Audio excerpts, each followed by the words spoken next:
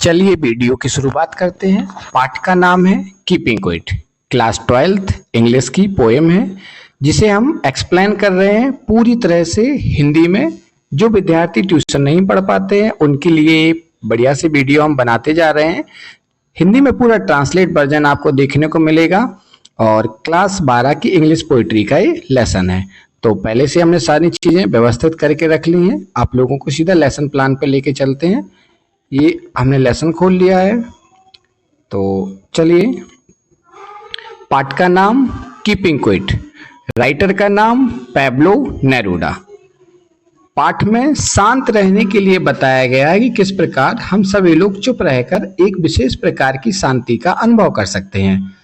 थोड़ी सी साइज को बढ़ा ले रहे हैं ताकि विद्यार्थियों को अच्छा दिखाई दे। Now we will count to 12। लेखक कह रहा है कि अब मैं, बी माने हम, विल काउंट टू 12, हम 12 तक गिनेंगे। And we will all keep still, और हम सब लोग शांत हो जाएंगे।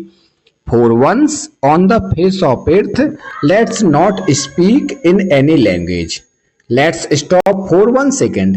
लेखक बता रहा कि फॉर वंस माने एक बार के लिए, फेस ऑफ अर्थ माने पृथ्वी के लिए, लेट्स नॉट स्पीक पूरी पृथ्वी पर जितने भी प्राणी हैं वो भी किसी भी प्रकार की किसी भी लैंग्वेज में बात नहीं करें।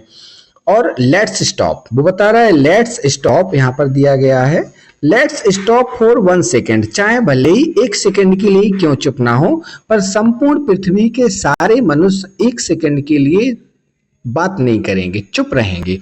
And not move over arms so much, और ना ही अपने आर्म्स माने भुजाओं को या अपने शरीर में प्रतिक्रिया नहीं करेंगे।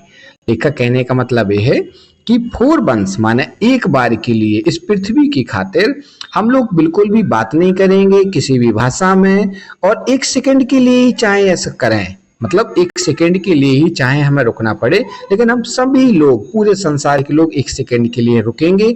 और उस 1 सेकेंड में ना तो हम मूव करेंगे अपने आर्म्स को सो मच, यानी कि हम अपनी भुजाओं को, अपने पैरों को, अपनी बॉडी को मूव नहीं करेंगे। आगे देखते हैं। लेखक कह रहा है it would be exotic moment without rush without engine, we will all be together in the sudden strangeness. यानी कि लेखक बता रहा कि it would be exotic moment, जो ये मोमेंट होगा जहां हम सब लोग शांत हो जाएंगे, तो एक विशेष प्रकार का पल, यानी कि एक अजीब ही, एक बहुत ही प्यारा सा लम्हा हमें महसूस होगा। विदाउट रस, उस लम्हे में कोई भागदौड़ नहीं होगी। विदाउट इंजन, बिना कोई शोर शराबे के वाहन नहीं चलाए जाएंगे, कोई भी वाहन को चलाया नहीं जाएगा। तो विदाउट इंजन माने कोई भी वाहन नहीं चलाया जाएगा। और we would all be together, हम सभी एक साथ, इन अ सडन स्ट्रेंजनेस, एक विशेष प्रकार की, स्ट्रेंजनेस माना होता है अद्भुत या अजनबी मोमेंट को महसूस करेंगे। आगे देखते हैं। लेखक कह रहा है कि फिशरमैन इन द कोल्ड सी, जो फिशरमैन होते हैं मछली पकड़ने वाले, वो कोल्ड सी में रहते हैं। कोल्ड माने बड़े समुद्री सागरों में, जो ठंडे सागर होते हैं वहां पर वो मछलियों को पकड़ते रहते हैं। वुड नॉट हार्म्स बेल, जब वो 1 सेकेंड के लिए कहे कि सब लोग शांत हो जाओ, तो जो फिशरमैन है वह भी मछलियों को नहीं पकड़ेंगे, यानी कि मछलियों को नुकसान नहीं पहुंचाएंगे। And the man gathering salt would look his hurt hand, और जो व्यक्ति साल्ट माने नमक को कलेक्ट करते हैं तो उनके हाथ खराब हो जाते हैं, तो वो भी एक पल के लिए उन सारे कार्यों को बंद कर देंगे और अपने उन तकलीफ से भरे हुए हाथों को एक नजर देखेंगे। आगे देखिए पैराग्राफ में, हाँ यहाँ पे आ गए।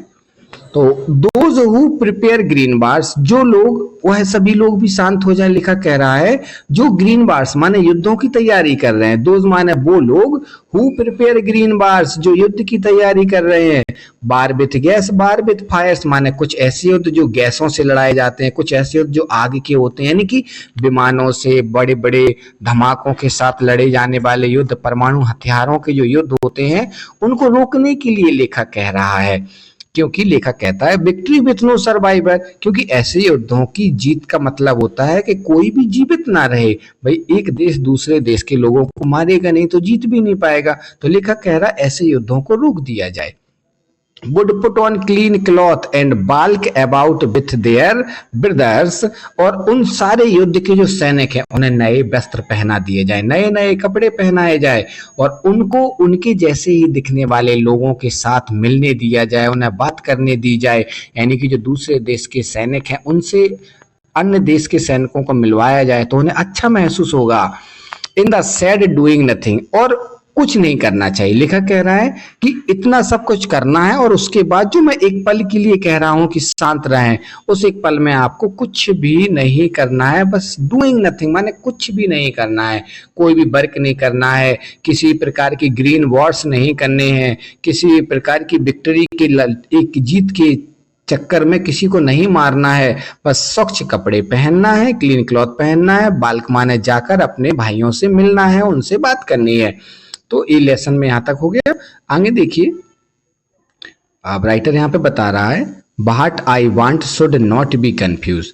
क्या मैं आप सभी को कंफ्यूज नहीं करना चाहता? लेखक कह रहा है कि मैं आप सबको कंफ्यूज माने असमंजस में नहीं डालना चाहता हूँ विद टोटल इनएक्टिविटी। ना मैं ये कह रहा हूँ कि पूरी तरह से इनएक्टिविटी में चले जाओ माने अक्रियाशील हो जाओ, मतलब क्रियाशील तो आप हो, जैसे आप खा रहे हो, पी रहे हो, जा रहे हो, घूम रहे हो तो क्रियाशील हो।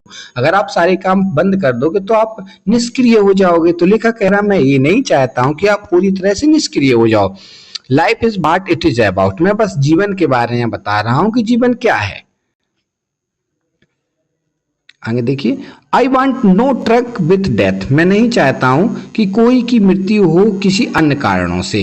If we were not so single minded, मैं सिंगल माइंडेड नहीं सोच रहा हूं, मतलब मैं सिर्फ अपने लिए नहीं सोच रहा हूं। About keeping our lives moving, मैं चाहता हूं कि जिस प्रकार का हम जीवन जी रहे हैं वो परेशानियों भरा, युद्धों से भरा हुआ, एक दूसरे को नुकसान पहुंचाने वाला जो जीवन हम जी रहे हैं उस जीवन से थोड़े अलग हो जाएं। आगे देखते हैं, and for once could do nothing, और मैं ये कह रहा हूं कि और इन युद्धों से दूर रहें और कुछ भी मत करें। मतलब कुछ भी मत करने का तात्पर्य है लेखक का कि वो युद्ध ना करें। परहैप्स अ ह्यूज साइलेंस, और जब युद्ध नहीं होंगे, सब लोग शांत रहेंगे तो विशेष प्रकार की शांति प्राप्त होगी। माइट इंटरप्ट दिस सैडनेस, तो हमारी जो उदासी है इस उदासी को वो इंटरप्ट करेगी माने खत्म करेगी। Of never understanding our self end of the threatening our self with death, और हम उस मृत्यु से बच जाएंगे जिस मृत्यु को हमें युद्धों के द्वारा प्राप्त होता है। आगे देखिए, परहैप्स, शायद, perhaps the earth can teach us, शायद पृथ्वी हमें सिखाती है। As when everything seems dead and later prove to be alive, पृथ्वी हमें बता रही है कि जब सब कुछ का सब चीजों का अंत हो जाता है तो उसी अंत से एक प्रारंभ भी होता है। जैसे and later prove to be alive, वहीं से एक नया प्रारंभ, नए जीवन की शुरुआत होती है। नाउ माने अब लेखक कह रहा है now I will count up to 12, अब मैं 12 तक गिनूंगा। And you keep quiet and I will go, और जब मैं 12 तक गिनती गिनूंगा तो आप लोग क्या हो जाओगे, आप सभी लोग हो जाओगे कीप क्विट। कीप क्विट माने सभी लोग बिल्कुल शांत हो जाओगे। और आई विल गो, और मैं वहां से चला जाऊंगा। तो पैब्लो नेरुदा कह रहे हैं कि मैं 12 तक गिनती गिनूंगा और उसके बाद मैं वहां से चला जाऊंगा। यहाँ पे लेसन आपका फिनिश होता है। अगर लेसन बढ़िया लगा हो तो प्लीज दोस्तों के साथ शेयर करें ताकि वो ट्यूशन जैसी परेशानी से बच सकें।